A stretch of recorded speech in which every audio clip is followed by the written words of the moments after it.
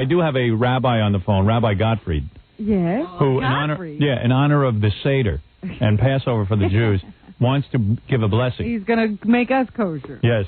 Rabbi Gottfried, are you there? Rabbi? Hold on a second. Rabbi? Yes, I'm here. Oh, I'm sorry. Can you use a phone on the holidays?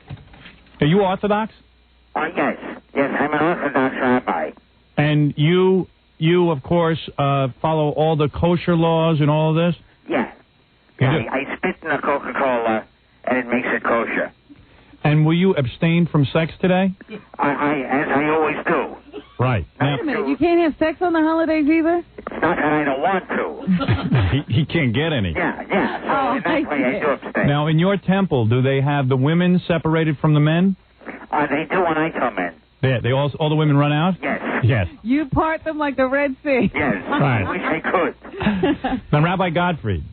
Yes. Your congregation, this is the one where when you make love to a woman, you have to put a sheet over her and cut a hole in the cloth? Yes. Yes. I do that when I masturbate, too. Yeah, even when you're by yourself, you cut a hole in the sheet. Yes. You don't want to see yourself? Yes. Right, okay. Now, Rabbi Gottfried, what is the prayer you're going to be doing for us? This is the prayer of the Jews. The Jews. It's a generic prayer of the Jews. And what does Passover mean? A lot of our non-Jewish friends have no idea. Can you explain the holiday rather briefly? It's a holiday that was made up so that Jews could have a reason to get off from work. Right. So it's not really a real holiday.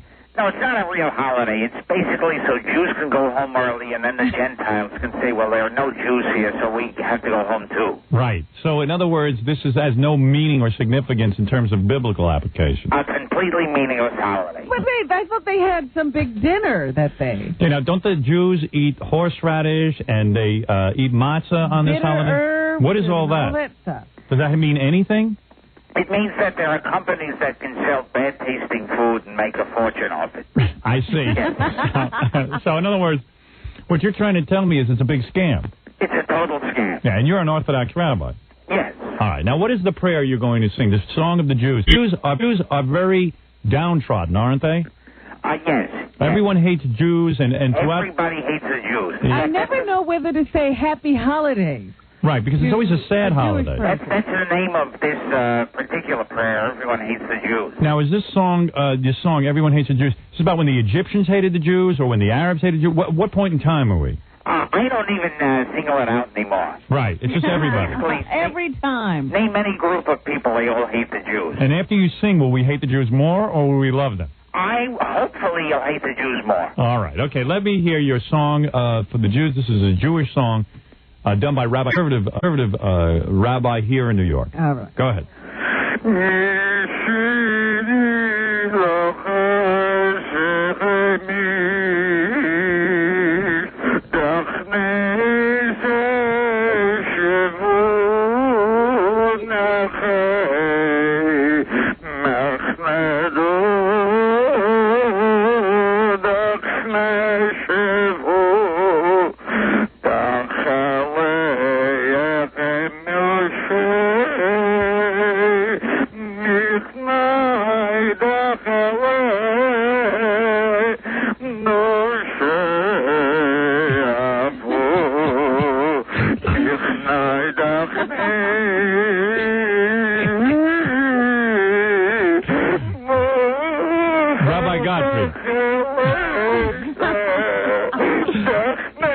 Rabbi Gottfried.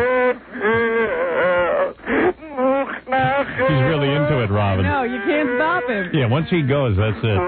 He's suffering. The Jews have been suffering a long time. What is that language they're singing? That is Hebrew, I believe. It sounds like it anyway. Egnebech. Did you hear Egnebech? Yeah. I think that means most people don't like the Jews. Yes.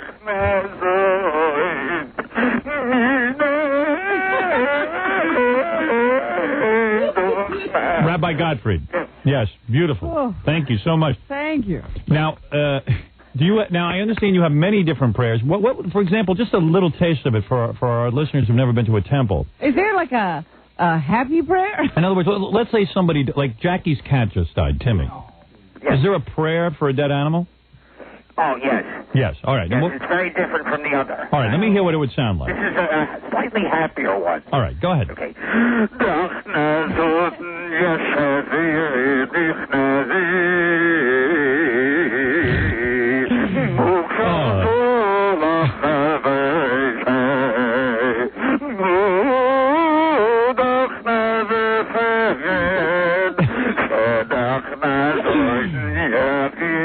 Sing along, Robin.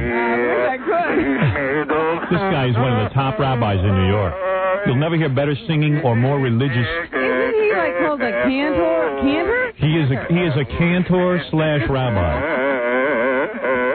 Beautiful. Rabbi. Yes. Now, are you also a cantor / rabbi? Yes. Yes, you are. Yes, I'm a dancer / cantor. I see. Let me ask something. Now, certainly the birth of a child would be happy. Right. Now, there's a happy... All these songs are so sad that you're saying, what is the prayer for the birth of a child?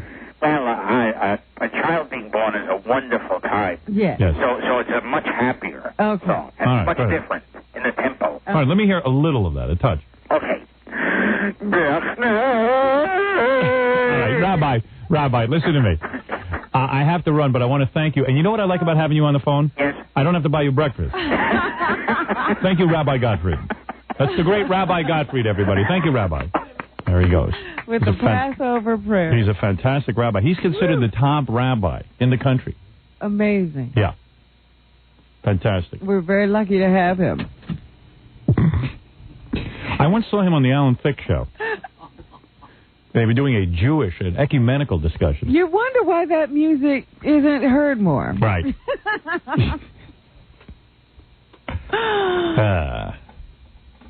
I was going to ask the rabbi to do a Jewish prayer for 4 people who have to sit through a meeting with Fred. But the rabbi, I know, is very busy during the holidays. He's got to go off to do some more prayers for others. Fascinating. Meaningless holiday, the rabbi says. Just invent it so Jews can go home early. To rip off people. Right. You're on the air. Hi, Howard. Yes. How are you doing? I'm fine. All right. Listen, I heard the rabbi on there. Oh, isn't he great? Rabbi Gottfried, who does such a beautiful job. Serve Passover on this show. And people say we don't include everybody. Well, of course you do. Of course. Right. Listen, sweetheart. What happens is if he knows his religion, he should know the Passover means something. For the rabbi? Yeah. Are you doubting what the rabbi? This guy's the top Orthodox rabbi in New York. No, I was just talking about what Passover meant.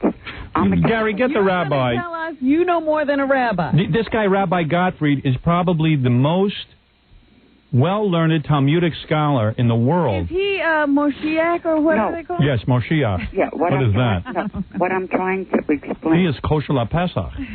Whatever. What I'm trying to explain is that Moses had told the Jews, put goat blood on their door, and this way the smog that was going to kill off the Egyptians' firstborn would not harm them. Well, Rabbi Gottfried's here. Let him take us up with you. He says...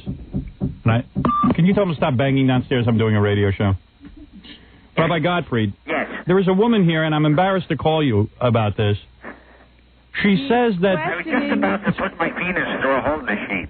You were about to put the hole in the sheet together? So yes, I see. But Rabbi Gottfried... She is questioning his Talmudic wisdom. And Talmudic wisdom. She says that Passover has a meaning and says you're wrong. I think you're totally wrong on this, ma'am. Well, sir, may I... The Passover holiday has absolutely no meaning. Oh, wait a minute. In fact, it's explained in an ancient prayer that I do. That's a very popular one. Right. Well, sir... I don't know if you can have time. Allow the woman, Rabbi Gottfried, to just tell you her point of view. I am a Catholic, so I know nothing about your religion. No, I see. I'm not saying the Jews? I'm just saying I know nothing.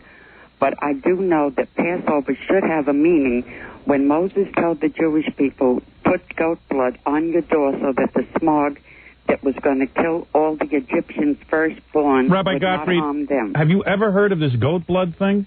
Moses did that as a joke. He went from house to house and said, put goat blood on your door. And then when they did it, he would, cover his mouth and run away and go, God, what idiots. Really? Yeah. But it has nothing to do... This Passover thing is not about anything. It's just about getting the day off from work. Yeah, it's getting the day off from work. But I do agree with killing the Arabs. You do? Yes. All right. Yes. Rabbi, is there a prayer you can say for this woman? Is there a prayer that, even though she is a Catholic, is there a prayer that you can say for a Catholic woman? Yes. Go ahead. Ma'am, would you like that? A very sacred prayer. Ma'am, would you like a prayer set for you? Yeah. Is this guy a real rabbi? He's the top guy. I'm the top guy. He's considered the best. Well, then how could you say Moses put his hand over his mouth and was going ha, ha, ha as a joke? What's wrong with you? All the firstborns were killed. This is sacred. This is sacred information that Moses covered his mouth Bible. And laughed. In fact, Moses used to put the phony dog droppings. Rabbi, are you saying that Moses was a... practical joker. Are you saying that Moses laughed as the babies were killed? Yes. Yes. Yes, he thought it was very funny. He laughed because he told the guys to put the goat blood on the door, and they did it. Because Moses can get them to do anything. He could get them to do anything. He could get them to kill their firstborn, put goat blood on the door. So you do not like... people did not kill their firstborn. It was Rabbi says they did. It was the Egyptians. Well, see, that was the joke he had on the Egyptians. He'd go there and go, will you kill your firstborn, please? Rabbi, would you say a prayer for this... Let me ask you something, Rabbi. Yes. Are you a real rabbi, or Yes, are I you am. a nut job on the loose? Not Jabba the Hutt? What? Are you all Rabbi, there? would you say a prayer for this I woman? will, because I think she needs the sacred prayer of the Jews. All right, go ahead. No, I'm sorry. What is it, ma'am?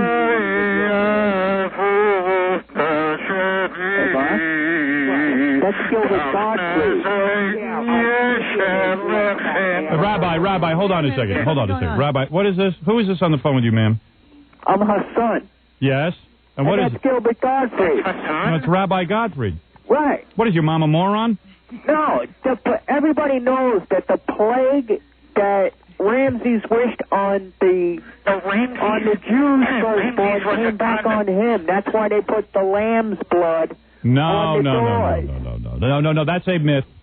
That's not a myth. It is a myth. What really you? I got a top rabbi. Mr. Stern, What? You'll see it's true. What did you say? I said, watch the Ten Commandments, and you'll see it's true. Well, I don't know. I think the two... Movie. Ma'am, let me ask you this. Let me say something. Douchebag says what? Ma'am? Pardon? Douchebag says what? I say Ramses was the king of the prophylactic. Excuse me, Rabbi Gottfried. I'm trying to say something to this. The douchebag says what? Ma'am? All right, thank you, Rabbi Gottfried. Thank you. Thank you. Oh, my.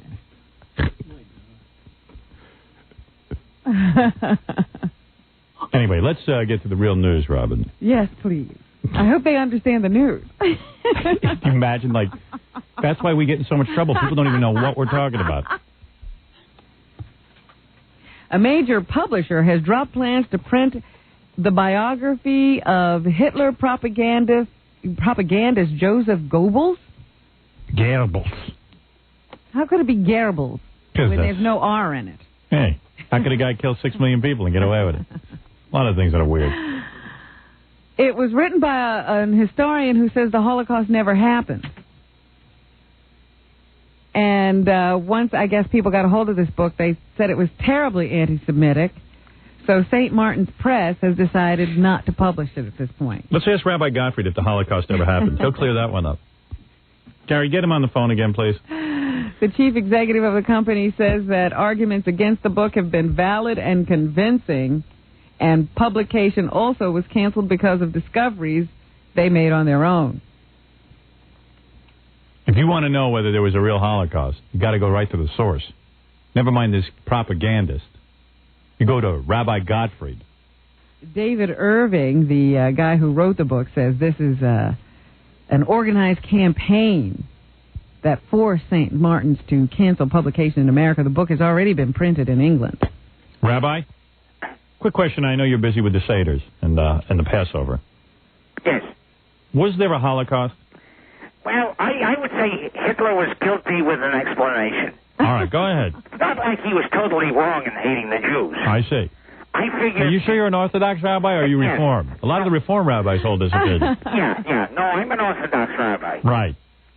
Anyone who's known a Jew for about a week and a half would probably... Are you saying the 6 million skeletons are not real?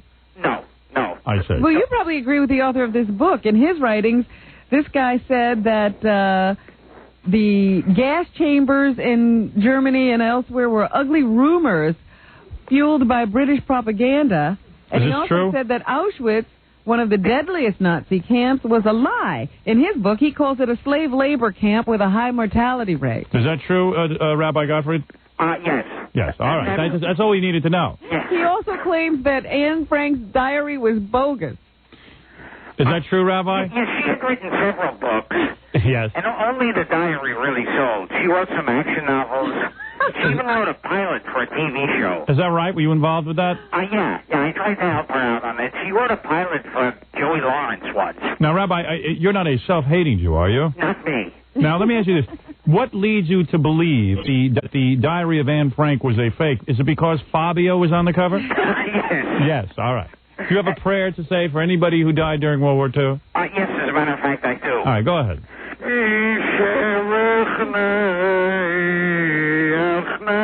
All right, that's Rabbi Gottfried. Rabbi Gottfried. That's the first rabbi I've ever heard say that the Holocaust didn't happen. It didn't happen. That's right. Amazing.